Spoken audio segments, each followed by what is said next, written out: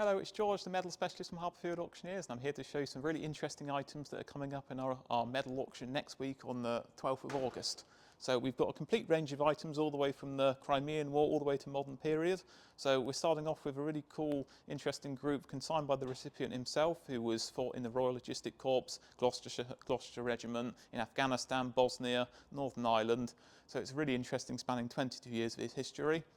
If you carry on down, we've got a really interesting Bristol medal group who was in the police during the Tony Pandy riots that took place in 1911. He fought there and then carried on his service in World War One. More, you've got some 1914 trios that are all researched with, all the medals in the sale are researched and have a history on the recipient, where they were from, where they fought, what they got up to after the war as well. You've got a military medal and a group to the another Gloucestershire regiment, and a brother group, two brothers who fought. One survived, but the other unfortunately was killed during the battles of Shirley Farm. If you carry along here, we've got a huge selection of another World War I medals, duos, pairs and individual medals to all different regiments. Anything you can think of there is probably there. Naval stuff, tank corps, whatever you can think of, all researched into different groups. So what if you're interested in family history, your local area, or something along those lines, there is probably a group here that is maybe from where you are, either one really.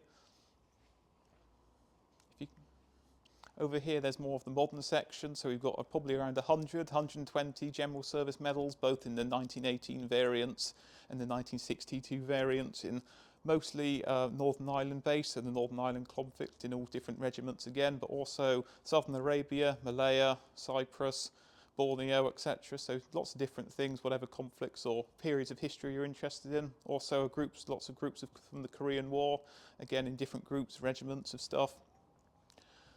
Near the end in the glass cabinet over here, there's a few memorial plaques to quite a poignant story to two brothers who fought and sadly were killed a few weeks after each other, one awarding the military medal just before he passed.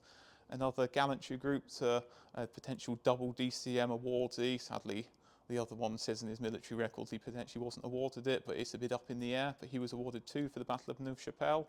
A really interesting, on the left, a Canadian 210th Battalion Frontiersmen, a very short-lived organisation, regiment that broke up on its way to England.